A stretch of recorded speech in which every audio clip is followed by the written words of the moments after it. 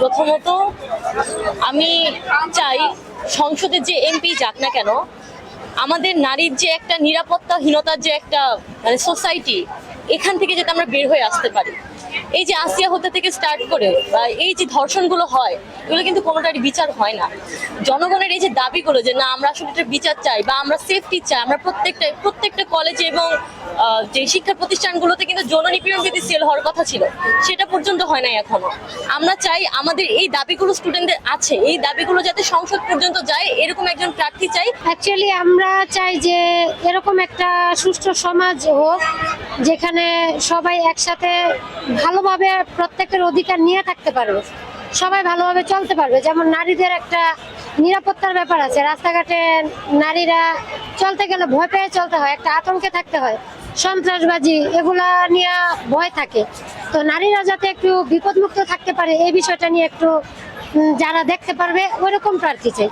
একজন মানে নারী হিসেবে আমি এরকম প্রার্থী চাইবো যারা আমাদের নিরাপত্তাটা দেখবে।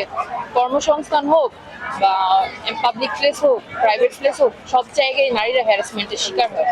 তো ওই দিকে মানে আমরা যেন সেফ ফিল করি, ওরকম প্রশাসন প্রটোকল যেন মানে একটা তৈরি করে। পদ্মা সেতু, মেট্রো রেল এবং এলিভেটেড এক্সপ্রেসওয়ে নির্মাণের গর্বিত অংশীদার বসুন্ধরা সিমেন্ট। নারীদের যে দীর্ঘদিনের যে চাহিদা, তাদের যে প্রত্যাশা, তারা একটু ভালো ভোট বা একটি সুন্দর সুষ্ঠু ভোট এর মাধ্যমে নারী অধিকার প্রতিষ্ঠা করার প্রত্যাশা তাদের রয়েছে।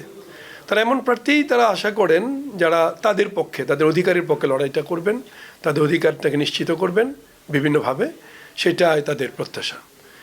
একই সাথে নারী সহিংসতা যেভাবে আমাদের নারায়ণগঞ্জে আছে বা সারা দেশেই আছে, তার বিরুদ্ধেও যে প্রার্থীর একটি ভূমিকা থাকবে, তাদের একটি কর্মসূচি থাকবে, সেই ধরনের প্রার্থীদেরকেই নারীরা পছন্দ করবেন। একই সাথে শিক্ষিত, মার্জিত, এই বিষয়গুলো তো আছেই, কিন্তু সবচেয়ে বড় বিষয় হচ্ছে নারী অধিকার, নারী সহিংসতা, নারী শিক্ষা, নারী বান্ধব পরিবেশ, সমাজ গঠনে যে সমস্ত প্রার্থীরা ভূমিকা রাখতে পারবেন বলে তাদের প্রত্যাশা, বিশ্বাস, সেই ধরনের নারীদেরকে তারা ভোটের মাঠে প্রার্থী হিসাবে দেখতে চাই। নারী প্রার্থী অবশ্যই 15% থাকা উচিত, কিন্তু আমরা দেখতে পাচ্ছি না। বিশেষ করে ইসলাম ভিত্তিক দলগুলো তো একেবারেই নাই। অন্যান্য দলগুলো 15% না হলেও একটি অংশ আছে, কিন্তু ইসলামিক দলগুলোতে আমরা সেটা একেবারেই মানে নাই বলে আমরা দেখছি। আমাদের তো নারী ভোটাররা অর্ধেকের কম হবে না। তো আদর্শিক দিক থেকে এবং ধর্মীয় দিক থেকে আমাদের নারীদের প্রতি সম্মান, তো আমাদের ধর্মে দু একটা কথা না বললে হয় না। আমাদের ধর্মে কিন্তু পিতার চেয়ে মায়ের 3 গুণ সম্মান আমরা দিয়ে থাকি।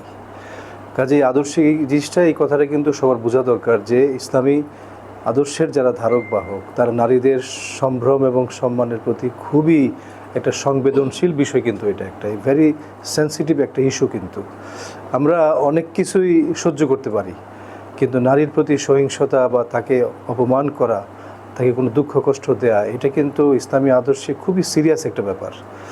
তাকে কোনো দুঃখ কষ্ট দেয়া, আমি আপনাদের একটা কথা বলি যে নারীর সম্ভ্রমের জন্য ইসলাম প্রথম আইন প্রণয়ন করেছে, এবং নারীকে অপবাদ দেয়া, এই বিষয়ে যেটাকে বুহতান বলা হয়, এই অপবাদ দেওয়ার ব্যাপারে আমাদের ধর্মে পৃথিবীর ইতিহাসে প্রথম আইন প্রণয়ন করেছে, এবং এটা ফৌজদারি দণ্ডবিধি হিসাবে সাব্যস্ত করা হয়েছে।